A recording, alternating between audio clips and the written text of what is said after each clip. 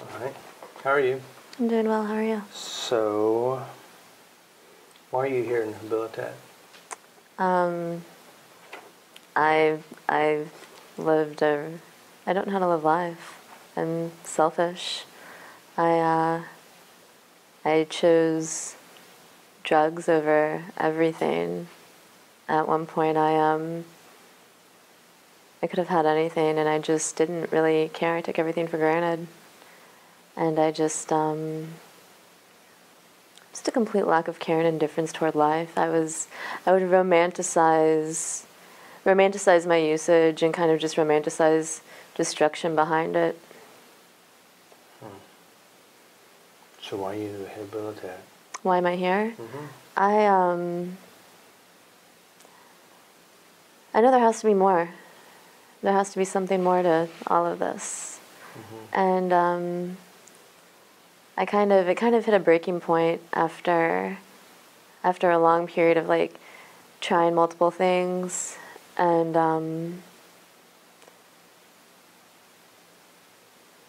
I got to the point where I couldn't live with it, and I couldn't really live without it, and I didn't really know what else to do. Talking about drugs? Yeah. Okay. And so why are you here, though?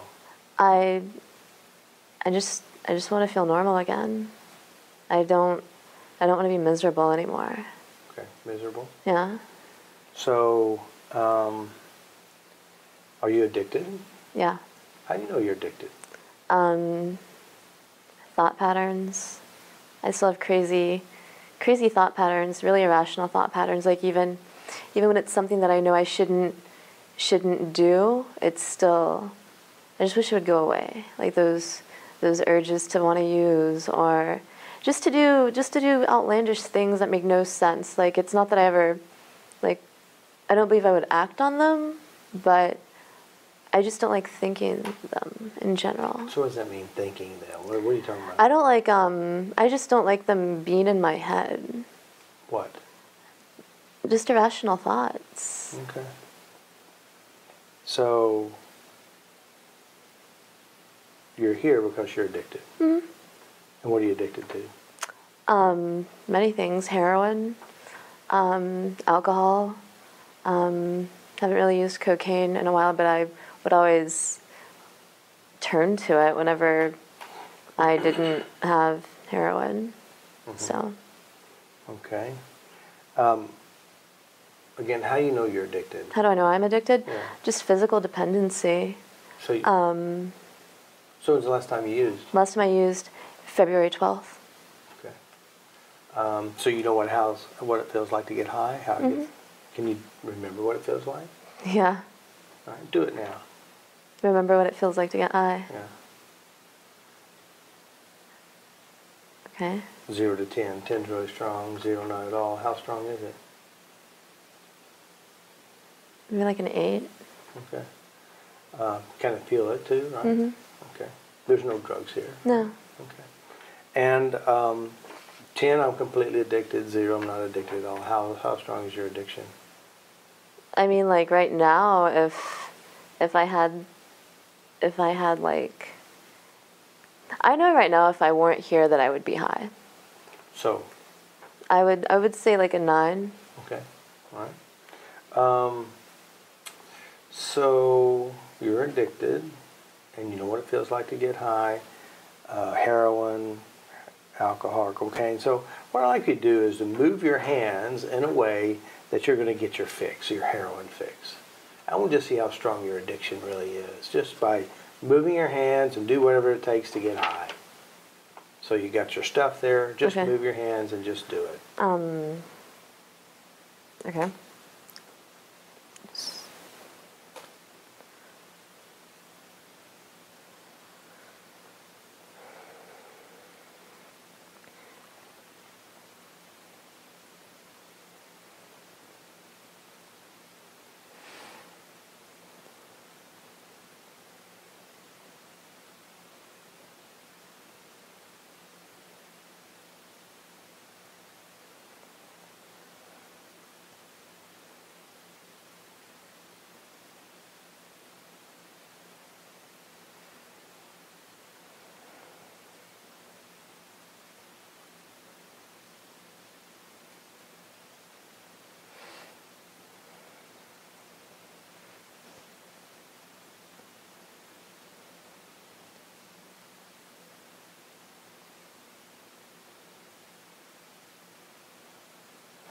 So let me ask you, can you feel it? How strong is that feeling when you're doing it? 0, can't feel it. 10, really strong. Maybe like a 6. Okay. All right. You're not here by court order, are you? No. All right. So you can walk out anytime you want. Mm-hmm. All right. So you walk out. Yes. There's crack houses on both sides. There's heroin everywhere. Guy comes up, pulls up, truck full of all the heroin, all the alcohol, and all the cocaine. You can never drink it all so much. Can't sell it all. There's too much. Throws you the keys to the truck. Title's in it. What do? It's all yours. I would probably die. I would die. I would go crazy with it. What would make you die? I would overdose. So you just do it then? Yeah. You jump truck and go. I mean, if I were to leave here, I don't trust myself enough to even. No, there's no way. Like I couldn't be anywhere but here right now. Okay. All right. Well, we do have some heroin for you. We have several different types of heroin that probably kind of help you out a little bit. There we go. How's it feel when you see the heroin right there for you? You can have white heroin if you like white heroin. 0 doesn't bother me at all. 10 really bothers you. Like a 7. Right. 8. You know, this is your friend here. Yeah, that's See, we've got a shot ready for you. Yeah. Any emotions with it?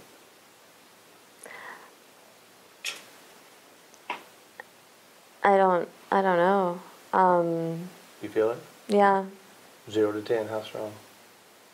A 9. Right. Now, this is all just fake stuff, you know. Yeah.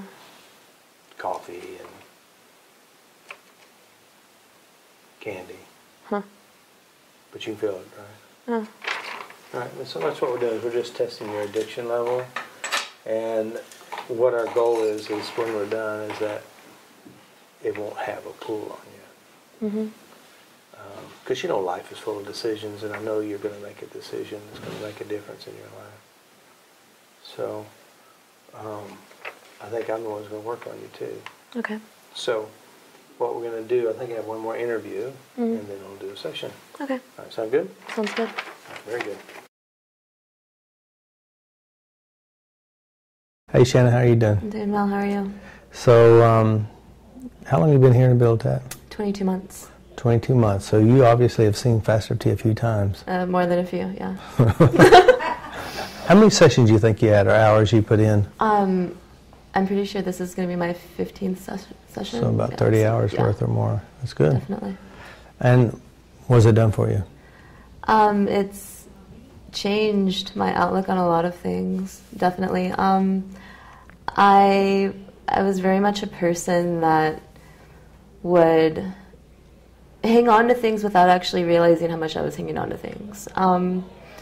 Basically, I had a large tendency to let things affect me, and then didn't really realize how much they're affecting me until I actually broke everything down. And what FasterEFT has done for me in that aspect is I don't harbor resentments anymore. It's easier for me to just let things go and move on. Mm-hmm. Mm. So you go back there to the very, like say before FasterEFT, Mm-hmm. you know, the first session. What was your thoughts then? Before the first session, Mm-hmm. My thoughts on FasterEFT, Mm-hmm. I thought it was all a lie. I thought it was too good to be true. Mm-hmm. I didn't believe in it whatsoever. Mm-hmm. I thought that, well, I guess in my mind, if I didn't have any proof that was tangible in front of me, it couldn't possibly be real. Mm-hmm. But that wasn't the case. So what happened? What happened? Many sessions, many moments of being forced to look at the things that I didn't want to look at, actually go through the emotions instead of just putting a wall up between myself and them and getting through them out on the other side, and that's made all the difference. Mm-hmm. So obviously at one point, you know, you didn't believe it was working.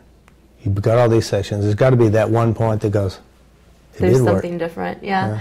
I think the first time, actually I know the first time that you guys came and I was here, I believe I was like maybe 3 or 4 months in the program, still very foggy-headed, and I had my first session with you actually, and it was rather intense, very, very interesting, and after the first session I kind of I was still skeptical about it, but we kept, I think I had like 3 or 4 more with you after that. And then I wasn't really until probably about a month after you guys left. And I would find myself in situations, or I would find myself being asked about things about my past. And from before, when people would ask me about it and I would purely react off emotion and shut down, it was more, I was able to look at it from more like a, I'm not going to say like an outsider's point of view, but more from like almost like a clinical view, like this is what happened, but that's not happening today.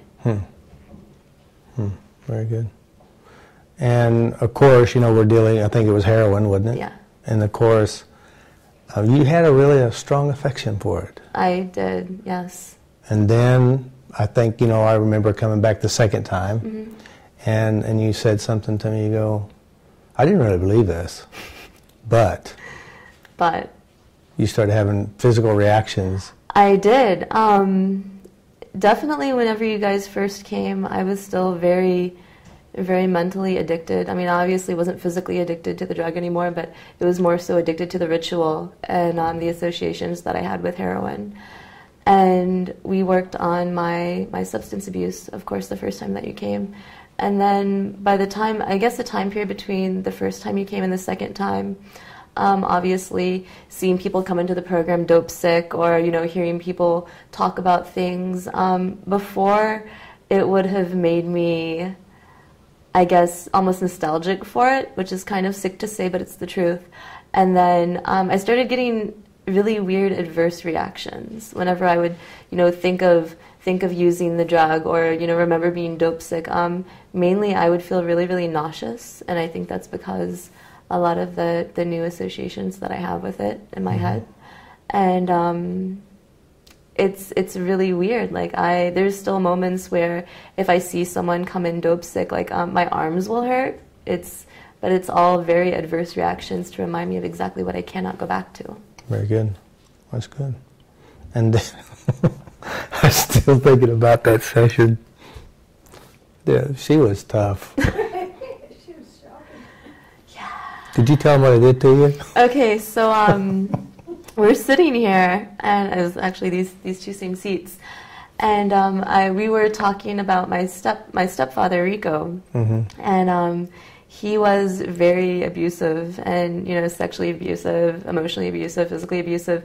And for some reason, I was not giving up anything, which really made no sense whatsoever. Like, I don't know what the hell I was trying to protect, because I was doing nothing for myself. But I guess to kind of jar me, literally jar me, there was you would push at me and like pull my hair, because there was a strong incident that I had tied to a lot of emotional trauma, where there was an incident in the car where, you know, he was pulling my hair, and that's what it took, though. You know, plus some other things. Other things, many other things. Good job. It was tough, but it was fun too. It was interesting. Yeah, it definitely woke you up. It did. Yeah, because I don't think anything would have happened any other way. That I really wouldn't have believed in EFT. Yeah, that's good. All right, so now here you are. You're in the program. What you said? 16 months. 22. 22 months. You're tapping on yourself? I am. Once a week, once a month? Daily, multiple times a day. Yeah. I have a little mantra that I use now, and it works rather well. And so do you actually go inside yourself and change things? I do. For the most part, throughout the day, whenever I tap, it's usually whenever something will come up that I find petty, and I've found that whatever I find petty in other people, it's really about myself. That's true. You know, and it usually stems from me not wanting to take responsibility of my life. It's a very immature mindset, and those are the things that I tap out. Very good. And so You have some stuff you need to address today. So I'd like to test your drugs, see if you have any addiction feelings left. Yeah. So I'd like to close your eyes and just go back and remember getting high. A good heroin hit. And go back to a memory so you can find any memories that's still available there. And see if you can find the heroin high or any high. 0, can't feel it. 10, very strong. How strong? It's not there. Not there at all. No. All right, that's interesting. All right, so let's do this. In front of you on your lap, you have heroin and all the stuff you need to do to get high. I want you to reach over, grab your tools, use whatever you need to use. If you're injecting, inject it. Let it happen. See if you feel anything. Just go through the motions. Huh? Go through the motions. You're just going to do it. Yeah. That's a real deal. So.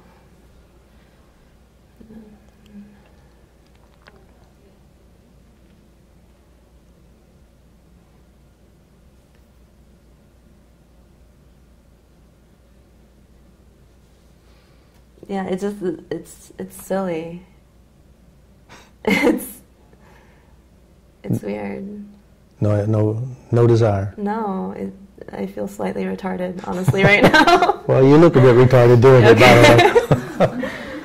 All right, so there's 0. Yeah. All right, very good. We got one more test for you. Okay. All right, we got all the good stuff here. We got black tar heroin, white heroin. 0, no reaction. 10, very strong reaction. No, I mean, it's just not appealing whatsoever. That's exactly what ruined everything I had. Mm-hmm. So it's a 0. Mm-hmm. No repulsion feeling, just a nothing. I mean, there's like the initial stomach turn, but I mean, no desire. Mm-hmm. Very good. All right, that's good. So, you're going to leave here, if not long, maybe. Be out there with your family, friends, drugs, everywhere, I don't know, maybe your whole family's dead. They were killed. Plane crash. All your friends are gone. There's no place to go. Lucky for you, someone pulls up with a truck, lifetime supply of all the heroin, free, lifetime supply, gives you the keys and title to a truck. What do you do? That's the worst possible decision I would ever make. I can't.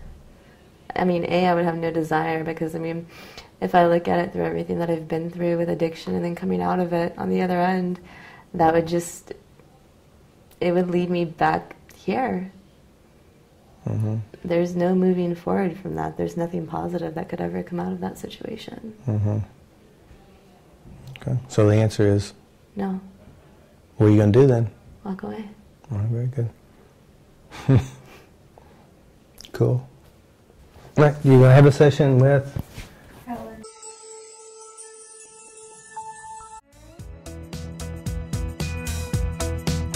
Well, I found what I've been looking for. It is my own set of keys. Yes, I have found what I've been searching for. It is my own set of keys to open up love.